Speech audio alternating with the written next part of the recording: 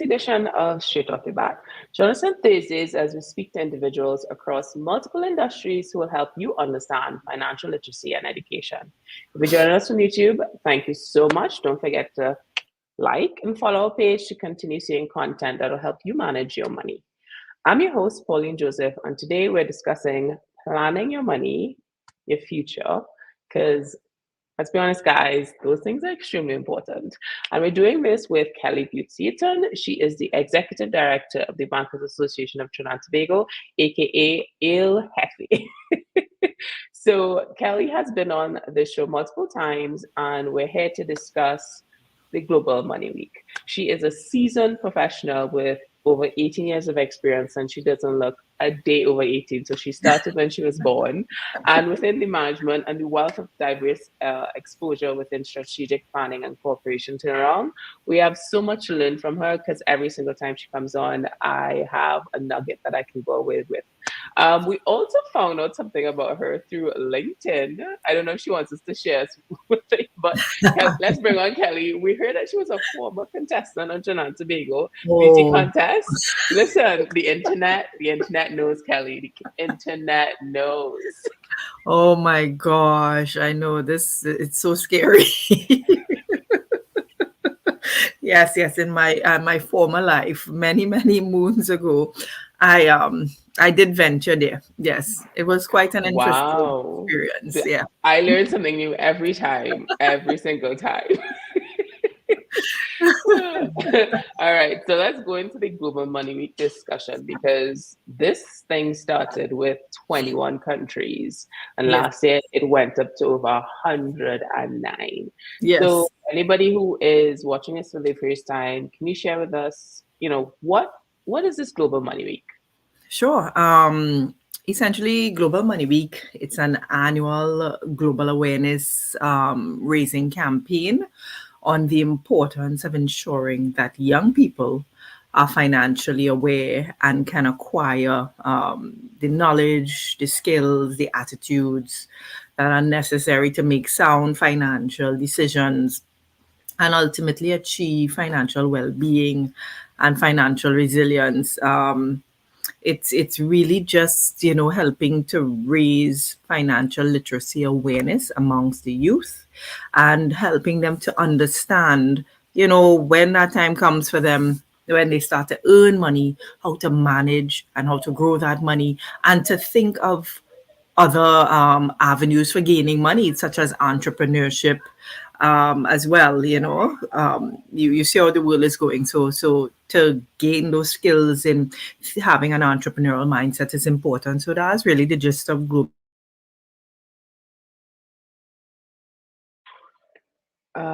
Is that from my end? Are you hearing me? I think we just lost Kelly there for a second. Okay, so we're having a bit of technical difficulties, but just in case you are just joining us, we're here to discuss Global Money Week, and it is a focus on the youth. Don't worry, we're all youthful inside, but there's certain things that within the Global Money Week's space that we are going to discuss, especially with the Bankers Association heading over to schools and sharing the wealth of knowledge that's required to manage money. So we're going to go on a quick break and hope that we can get the internet connections to shine bright on us. So we'll be right back. Everywhere, I remember my first girlfriend I was wearing that shirt. That was his style. I was slamming. When wear it now, that's when you used to wear big clothes and baggy jeans. Right. And I still have that shirt up to today. Hi, my name is Mark, and I am a banker. And this is Ask a Banker Anything with BATT. Doubles or roti, you could only choose one. Doubles all the way. Doubles for breakfast, lunch, and dinner. Working in the bank and being privy to the different levels of technology that we have and payment systems, I hardly have cash. I literally never have cash. And the day that a doubles man can have access to digital payments, I will never have cash. I use whether it be cards, debit cards, online payments, online transfers on a regular basis. I cannot remember the last time I stepped into a utility company to pay a bill. Definitely I do everything in either online or digital space. How did you get into banking? Truth be told, purely by accident. I always say I had applied to several different institutions. When I left school, it just so happened that First Citizens, reached out, and I thought I was just going in to do a job, and little did I know that it would really jumpstart my entire career. If you weren't a banker, what do you think you would be? I know that offhand. If ever I decide to leave banking, I would definitely love to open up my own restaurant and be a chef that specializes in gourmet Creole cuisine. What's the first thing you would do if you checked a bank account and it had $1 billion in it? I would immediately call the branch and find out why that money is there. I am a God-fearing man, and they know that $1 billion would definitely not be mine.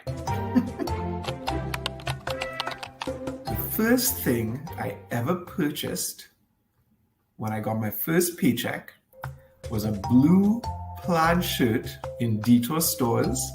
I remember watching the shirt for an entire month, and I told myself when I got paid, that is the first thing I'm gonna buy. And so done.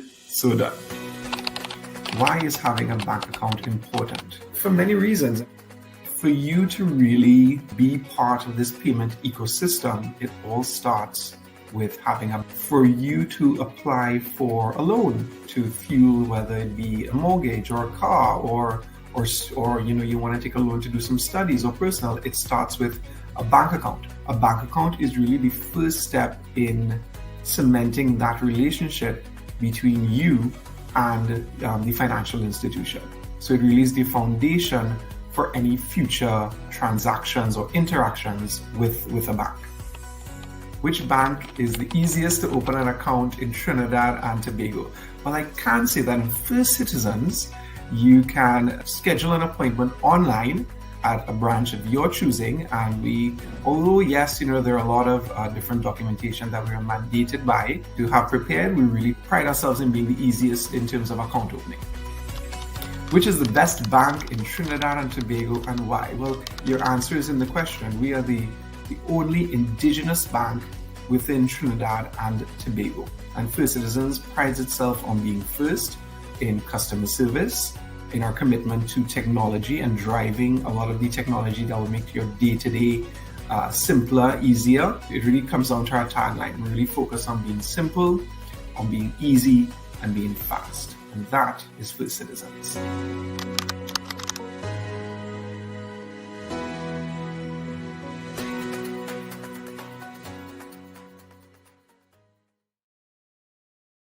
Welcome back to Straight Off the Bat. Thanks so much to Mark for giving us such a great interview. That is some great insights that you can check out that video on YouTube and subscribe to learn more about the Bankers Association of Trinidad and Tobago. So we finally got Kelly back, and we're here to discuss the Global Money Week. These are one of the things when it comes to doing live. This is what it is, and we're just gonna go straight into it because we were discussing about youth, and obviously youth involves school, because although a lot of us are youth in mind, the discussion around Global Money Week usually has to do with teenagers. And I know they started on Monday, and for those who may not know, can you share a little bit more about the theme for this year? Sure. Well, Global Money Week, it started on Monday. It's running this entire week until the 26th of March. And the theme for this year is Plan Your Money, Plant Your Future. Every year they choose a different theme, and this is future.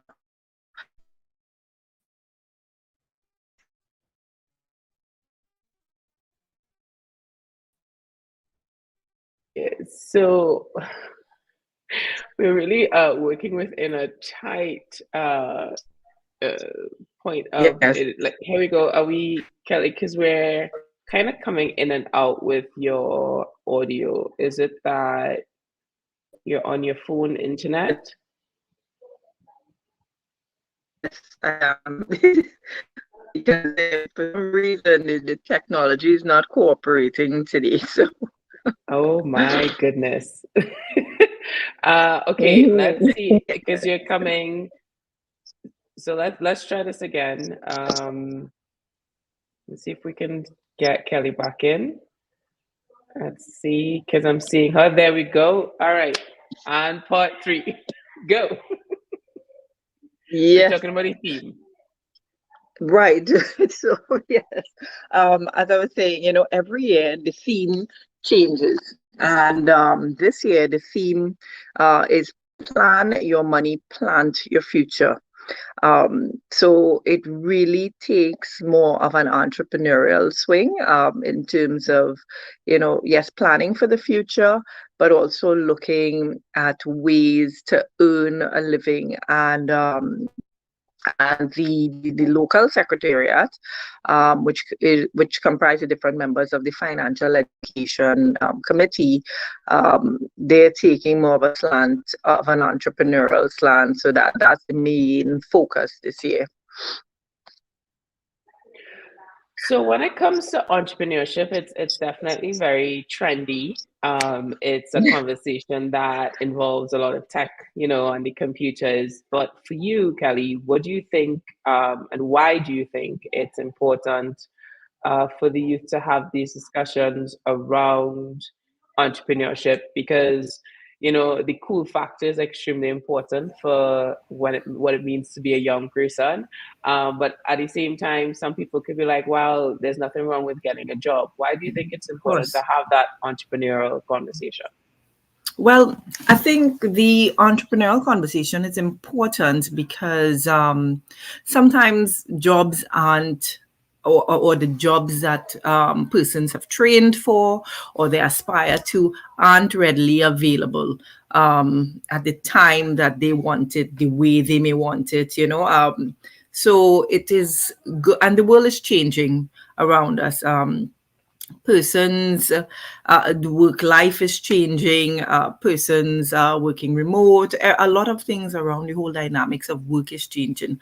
So I think it's just important for the youth to understand the different options available to them, and how best their skill sets, their aspirations could be achieved in different forums. And it may not even be the traditional forum. It's good for them to have an idea of what is available. And I'm sure you've seen the evolution of what it means to work, and especially over the last 2-3 years, we've seen this increase of the technology and people adapting to remote world. And Yes. with that thought process, why do you think maybe from a, even if you don't have an aspirational to be an entrepreneur, but Hmm. also but have a understanding of entrepreneurial, because we're also in a space where a lot Yes. of us have to have our own self discipline, self Yes. motivation. And I Hmm. think those types of things kind of corroborate with managing your money. So, can you expand on that a little bit so folks may understand why it's important to have an entrepreneurial mindset? Yes. I think yes, and you're correct. The Being an entrepreneur is not for everyone. It's a very difficult road to take. It requires a lot more discipline, patience. Yeah, I mean, it falls on you. The onus falls on you. It's not. It doesn't guarantee a salary every month. Sometimes it takes a while to grow that salary. Persons who have done it and those who have succeeded have stated that it is incredibly fulfilling and rewarding. It's like, you're nurturing your own creativities and harnessing your energy. But that is important still, because to understand, even though it's not a path that everyone takes, because I think how the world of work is changing, the pandemic taught us best about remote learning, remote work, telecommuting, that type of stuff. And it still requires a similar type of mindset, having that discipline to get the job done, not having that person behind you all the time, being being very focused and deadline oriented, still delivering on quality. And all of these are the same mindsets that follow into entrepreneurial mindset, as well as, being that self-starter, self-learner, leader, that type of thing, in your own space. And I think it transitions across conventional work as the world is changing, even into the entrepreneurial world. Yes, I can attest to the conversation around seeing an idea become fruition. I mean, I've Yes, never, held a child for 9 months, but it's a baby. It's a baby. but it feels like something that you are there from inception, and there you truly are no words. And I can see definitely how the management of money is extremely important in that mindset. So we're here to talk about Global Money Week. Can you share some insight on who started it? Because Yeah. for something that started a few years ago, and it only had 20 plus countries, now we're over 100. Yeah. Who started? Where did this all begin? Well, it started even longer than that. But the main organizers globally, is, well, the Organization for Economic Cooperation and Development International Network on Financial Education. So it's through the OECD that started. The secretariat is in France, and essentially, what happens is that countries around the world, they participate in this event that happens every year, and it's targeted towards the youth, young people, teaching them financial literacy, money management, how to open bank accounts, entrepreneurial skills, different aspects around financial education and literacy. And it's done in different ways. So whether it's through contests and workshops, competitions, to write a song on financial literacy. There may be seminars, different ways, art competitions, however you choose to commemorate the event and to spread the word, so to speak. And the at the end, the photos, the videos, the newsletters, the write-ups, everything is shared with the same secretariat in France that is under the OECD.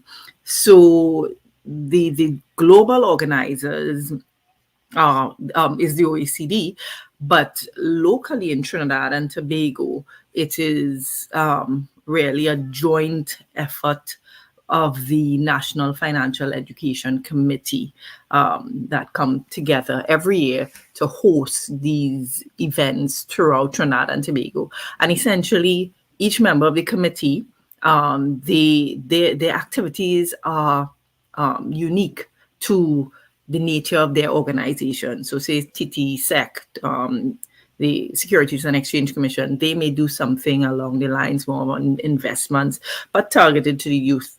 Bankers Association, we would do competitions, we would do financial literacy programs, we would do workshops targeted to the youth.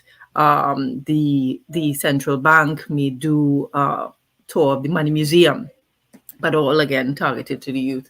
So that is more along the lines of how it is organized and the genesis of it. But as a team locally, we started being more involved in 2019. Sounds like you've definitely seen a lot in terms of what has been the evolution of this. And for those who are just joining us, you could actually, we'll put a link in the comments, Yes. and you could check out the Global Money Week website. We're going to go on a break, but before we do, I want to ask Kelly a question so she'll remember when we get back. What is one of the sort of highlights of attending a lot of these sessions? Because there's something around about being around teenagers. There's a sense of information. There's different words that are being used. Sometimes, my age, I feel aged when I'm around teenagers. But what's one of the key highlights you've experienced in past Global Money Week? So think about that, and we will be right back.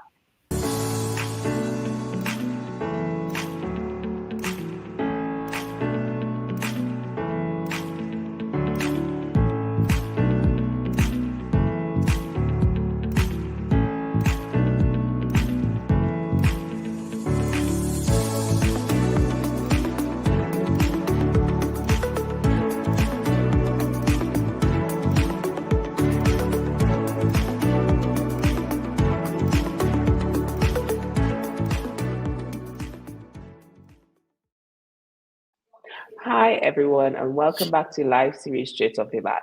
Join us on Thursdays as we speak to individuals across multiple industries who help you understand financial literacy and education. If you join us from LinkedIn, don't forget to smash that button and follow our page to continue seeing content that will help you manage your money.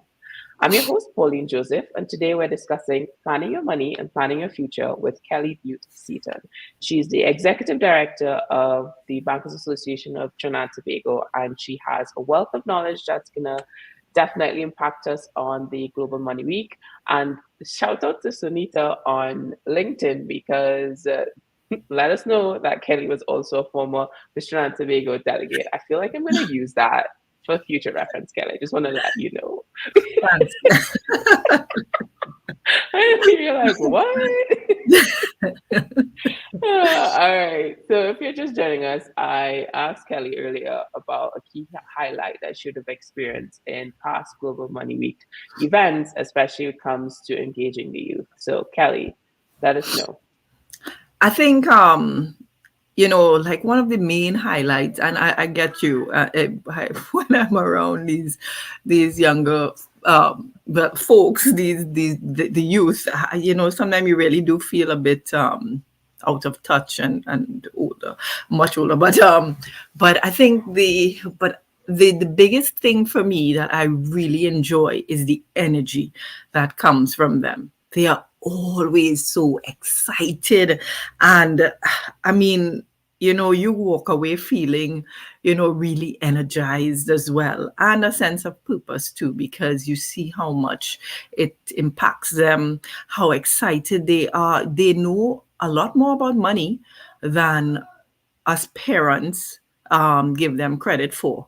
They understand a lot more about life and managing finances, even though it may be in their very simple terminology and stuff, but they understand a lot more than we realize. And it's how excited they are to engage, and their energy and their vibe, and it is always refreshing for me. So that's a big takeaway for me. But I know, like, when we started in 2019, that was the first time I had that type of interaction, and we always do something in Trinidad and Tobago. And in Trinidad, we tried to engage schools in the east, central, south, north, as much as we can. And we try to mix of schools as well. But in 2019, it was really nice having that first interaction with them and seeing there were competitions on spoken word and songs. And some of these children were amazing in how they could put financial literacy into calypso and songs on the spot and do spoken word on the spot. I mean, it was electrifying for me. And then, you thought going through the pandemic, it would have been a bit of a damper. But we decided we were still going to do it. We did it in 2021 and last year. When we did in 2021, it was the first time experimenting virtual. And we had massive screens, and we had almost 250 students on these screens. We saw every face. It was amazing. They were different forms, different standards, and they were all engaged. They were just answering questions off the bat. They were holding on to every single word that we transmitted to them prior.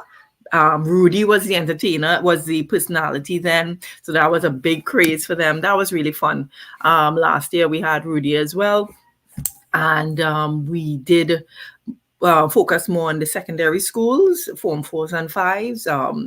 And we did building an entrepreneurial mindset last year. And there were some competitions again, and they had to pitch their idea. And those were some really wonderful times for me, because you saw how engaged these children were, how on the ball they were, how informed they were, how much everything we were telling them, they think they're not learning in class, but they are, because with everything we were telling them, and maybe, it's a method through we're giving the message, they were holding on to all the messaging, and they were winning the competitions, and they were on the ball. And then this is their world, so that virtual environment, even though we were a bit worrisome that maybe the messaging wouldn't go off as it should have, it was fine for them. This is their world, you know. This year, today and tomorrow, we're engaging schools in more so in the East, Trinidad, and we're doing a series of business idea challenge competitions. So it's this time it's for the students to come forward. They would have been given a challenge before, so they're going to come forward and do a pitch of their business ideas, and we're going to have some prizes, and we have a host that will be engaging them, and we'll have some giveaways and tokens for the teachers and the students. So I think those are some of the highlights, but the biggest thing for me is always just how engaged, energized, excited these children are, and how bright they are as well. And some of the words that come out of them, I'm like, you know, we were probably really babied as children, but they are so with it, you know. So it's always as much fun for me as it is for them. I could definitely feel the energy coming from you, and it's interesting because we have this. I would say it's a myth that the youth. I feel like every generation before complains about the youth. I even felt in the trap when I was leaving school in secondary school. I was like, we're the last good generation.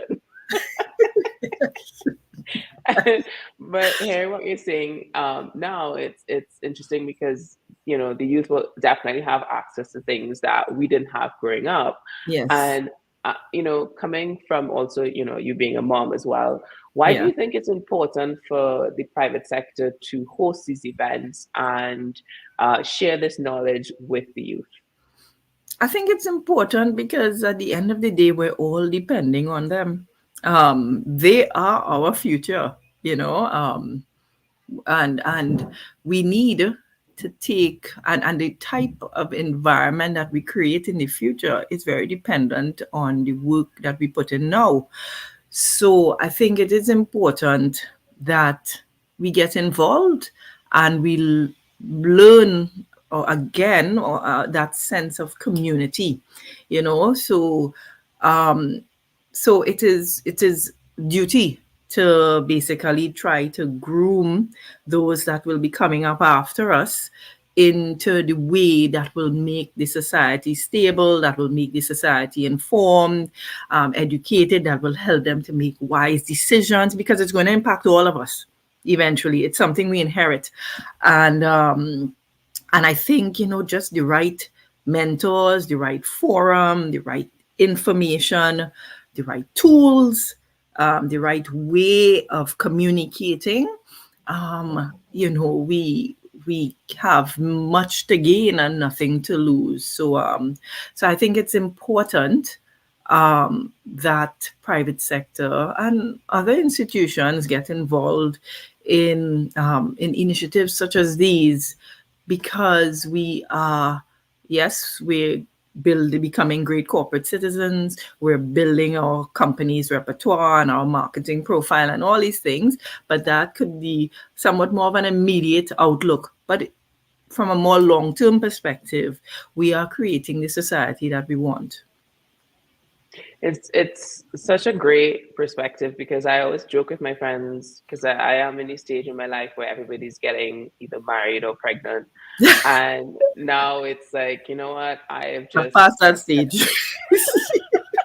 Past that stage.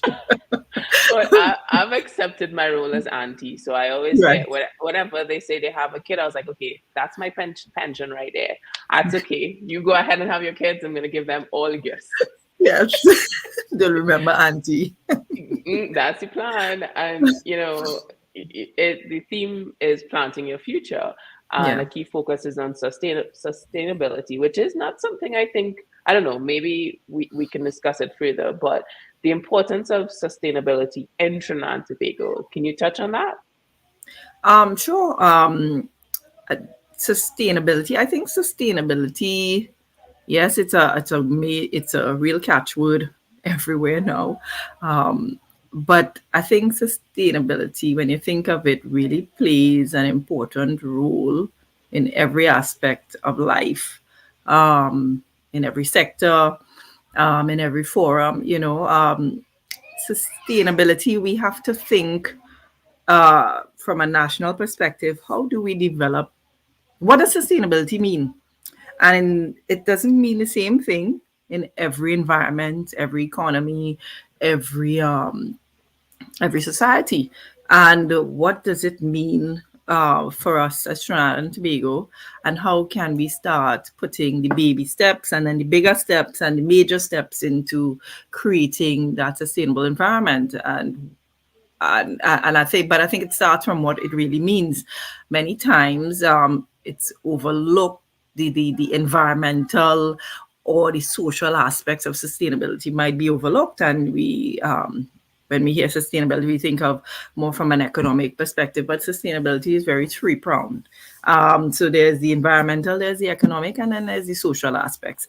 And really, it's to determine what does it mean in all of those areas, and what can we realistically and also commit to doing to ensure that we have a sustainable environment in the future, society in the future.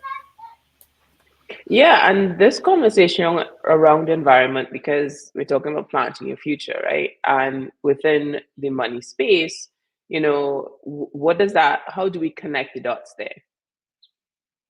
Yes. So within the money space, we have to connect the dots there in terms of what do we want the future to look like from a financial perspective. So if it's an individual, what does that future look like from a financial perspective? For me, I may need to have certain pensions in place, annuities in place, savings in place, investments in place. What does that look like? And how do I start from today making those steps to do so? It may be building out a budget, foregoing certain pleasures that are not necessary for later on in life when I cannot work the same way. I may not have as much energy. I would be retired, those types of things. So I think it takes into consideration a lot of planning and looking at your future. What will you need to be comfortable to live a certain standard of and quality of life in your future, and taking the steps and measures from now through different forums, through budgeting, through investment houses, through talking to a financial planner. There are many different resources. There are apps as well that can help with these things through, banking and different areas to ensure that day to day you put in the steps that are required to manage your finances properly so that financially you are sustainable in the future. Yeah, and that discussion around the technology of apps and, even within the banking sector, being able to see your money, I think that is such a an important part of financial behavior, because Yeah. obviously it's easy to just, hand the plastic and get it back. But Yes. when I get those alerts that plastic has repercussions, Yes. it has changed my behavior. And to be able to have those discussions with youth now, to me, is definitely a sustainable way to look at our future as a country in Trinidad and Tobago. And coming up, today and tomorrow, I know there's so much happening. So we're going to go on a break. And when we come back, I would love Kelly to share a little bit more on that, so we understand how our youth are being influenced in the financial space. So we'll be right back.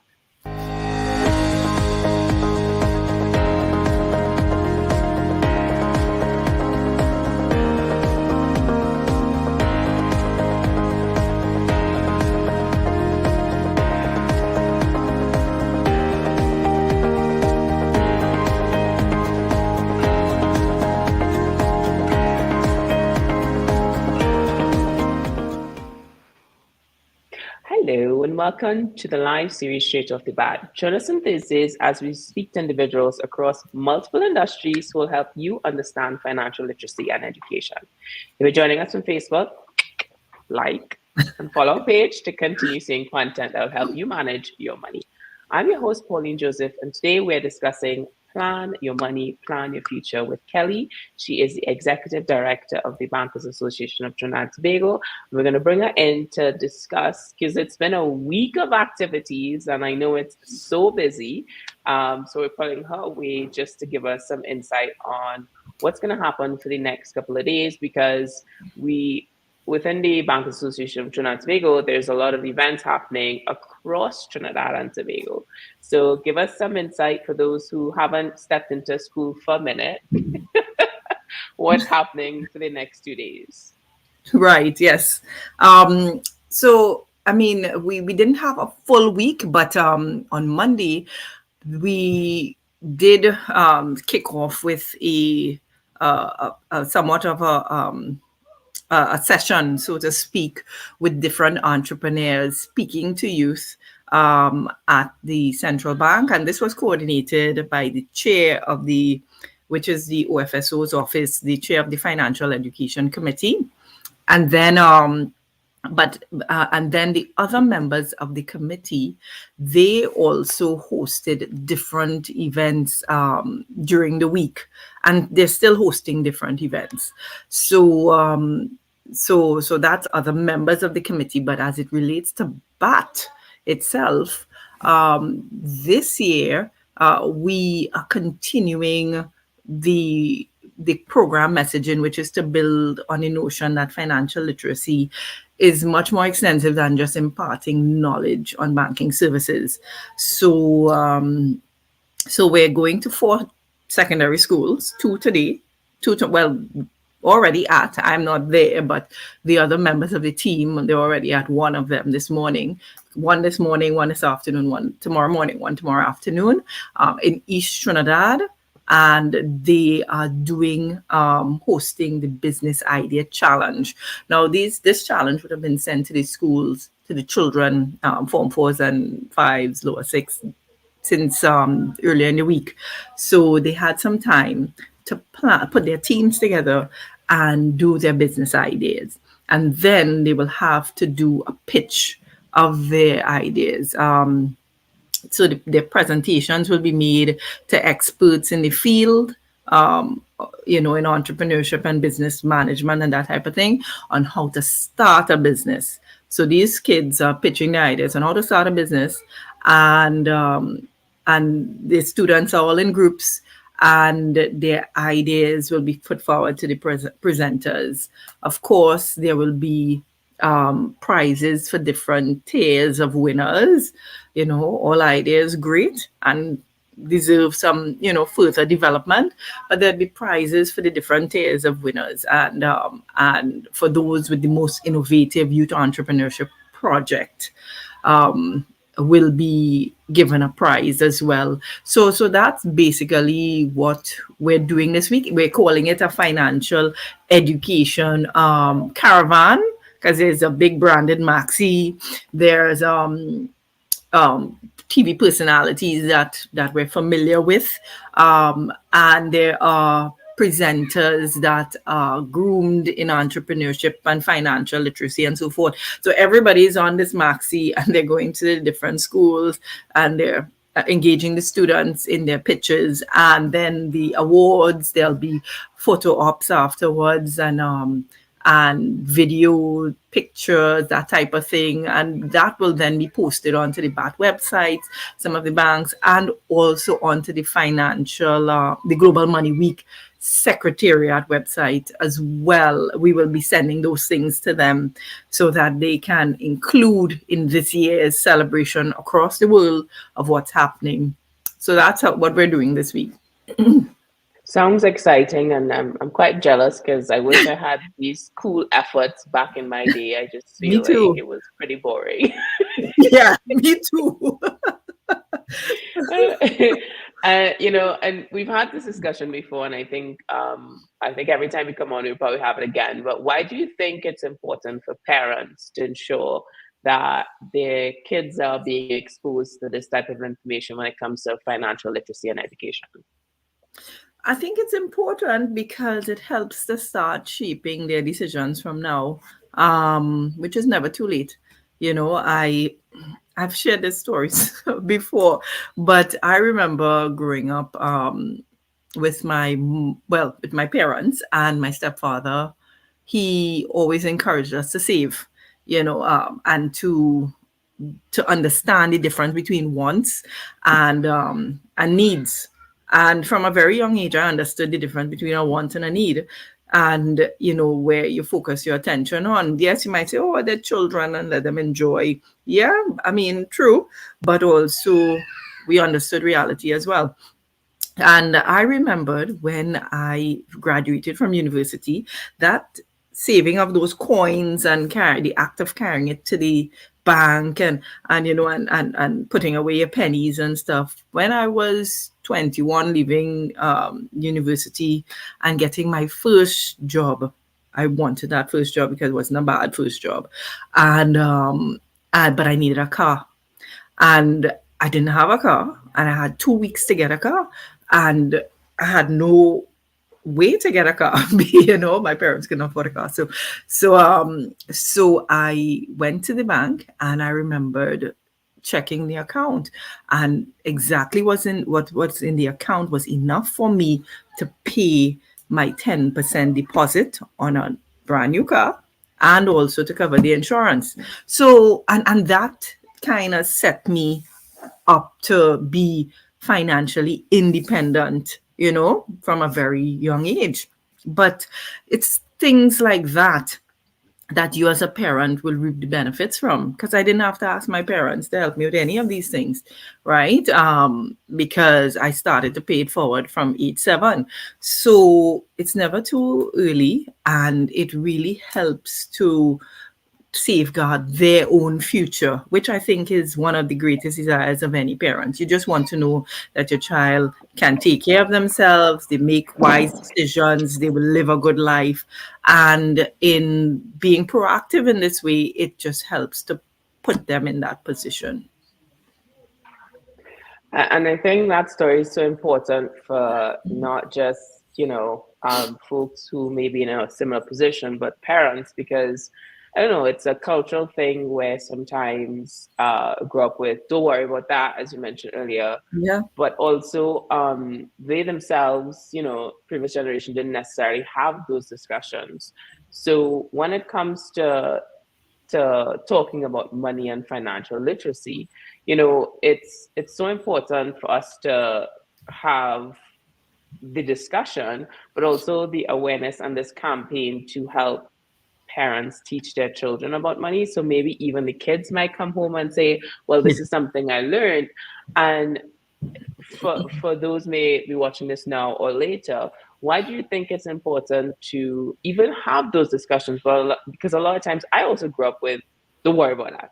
That's not for you to worry about. But then after I end up in, credit card debt because I never Yeah. had those discussions. So let's talk about maybe the unfamiliarity of having these difficult conversations with kids. Yeah. I think, yes, many of us grew up like that, where a lot of things weren't discussed. Um, because children had to be a certain way, and yes, I still hold to a lot of the old school ideals, but I think it's important. It's not always easy, and sometimes parents may not have all the information or know how to communicate that information to a child as well. I think there are different ways that we can gain that knowledge. Of course, you read, but like a simple thing, like probably sometime going to your local bank and speaking to a CSR there to get some more information, or there may be different learning tools, webinars, things on the internet that would give you some info. Of course, you have to vet these things properly because all sorts of information are on the internet. But going to reputable sources, a bank, a certified financial advisor, those things, even calling the secretariat to get a link to where you might get some information on certain things. I think using those types of resources is important to help parents to understand things better so that they can communicate those things to their students. And even if the Global Money Week website, which I know, Pauline, you would post a link on as well. If you go on the Global Money Week website, they give you so many different ideas of how to communicate financial literacy to the youth. And many times they're also helpful for the parents as well. It cuts through all of the basics and also some of the more technical stuff as well. So I think, tools like these can be really helpful in helping persons to get the information, to bridge those conversations, those important conversations that helps the entire family. So the Global Money Week website definitely is a good resource as well. I think what you said there about not having all the answers is so important because we're living in an information age, and the links that Kelly mentioned is definitely in the comment section on YouTube, Facebook, and LinkedIn, where you can head over to the Global Money Week website and learn, because that's where we are now, because things have changed and continue and will continue to change. Yes. And not having all the answers isn't a bad thing, right? So I think that is such a great point. And we're going to go on a quick break. And when we come back, we're just going to close off everything because we want to have one last look at the Global Money Week and what to expect in the coming days. So we'll be right back.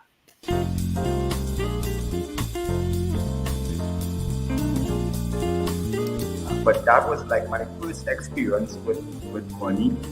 Very, very first experience. I've been in banking since I was a teenager.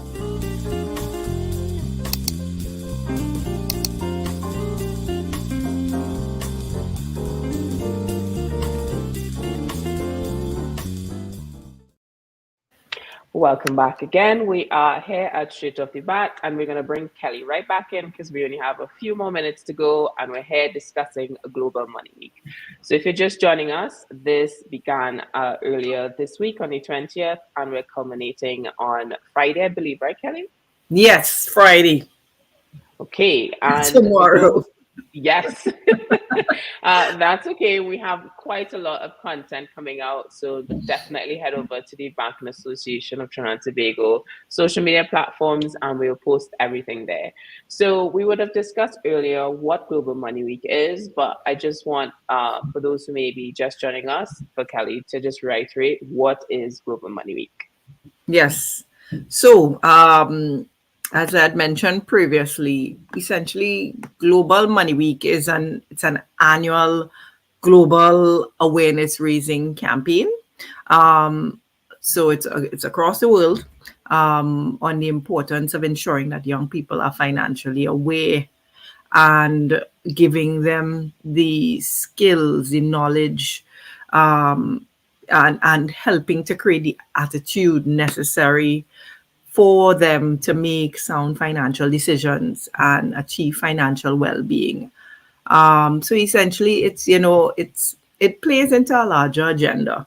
It's dealing with the youth and starting from young, but it plays into the larger agenda of fighting poverty, of sustainability, of creating overall well-being and societal well-being, but targeted towards the youth. And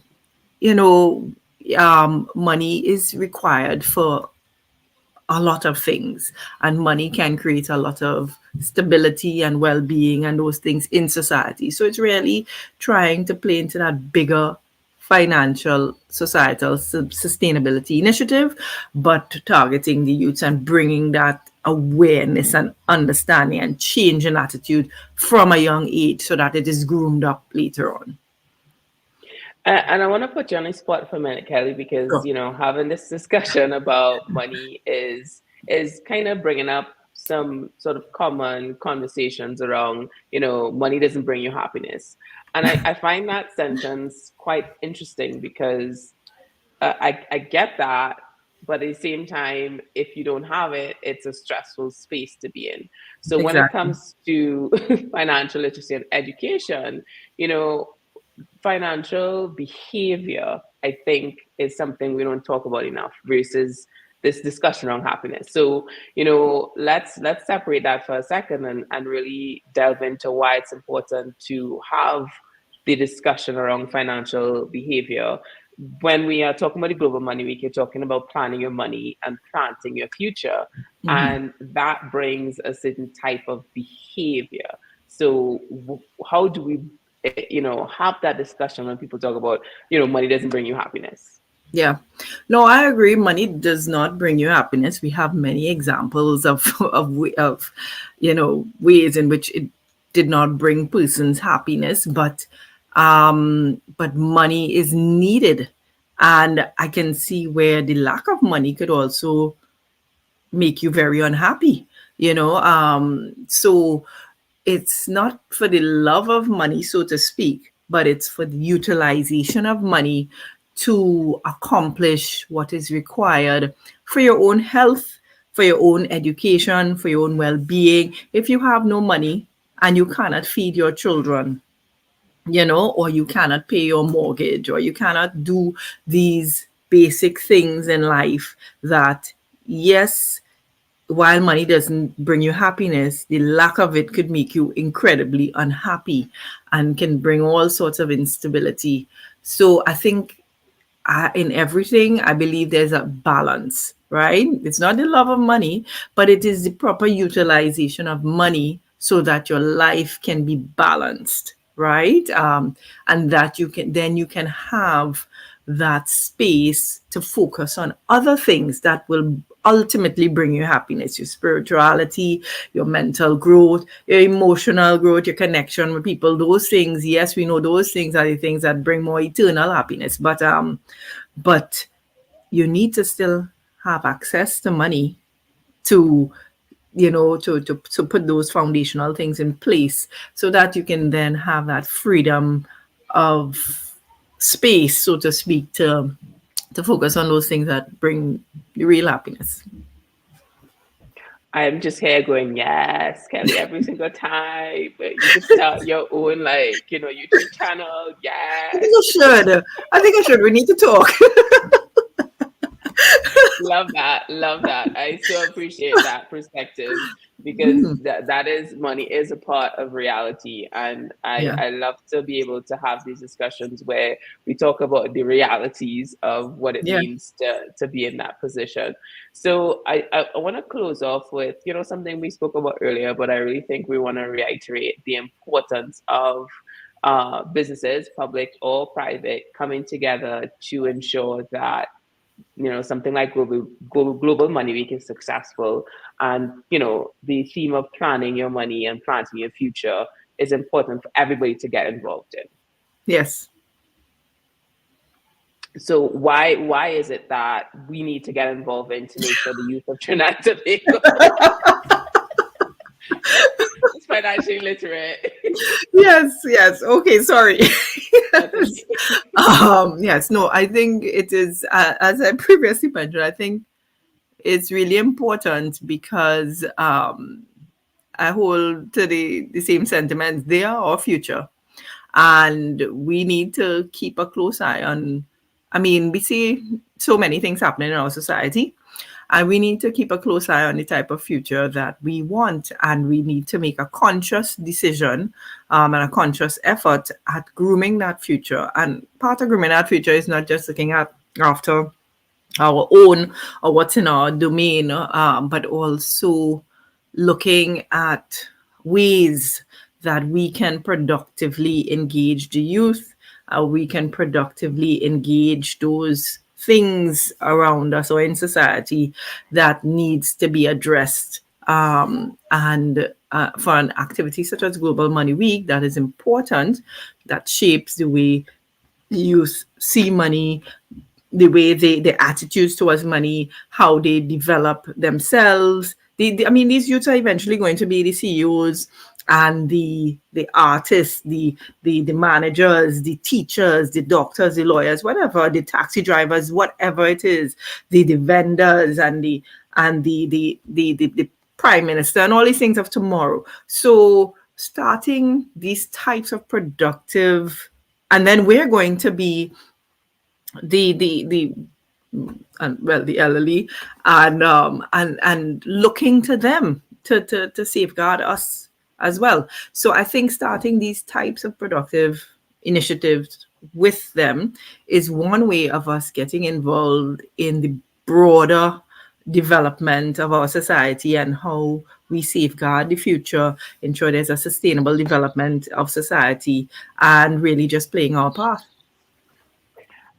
Definitely agree with that. And there's something to be said about getting old. It's a privilege.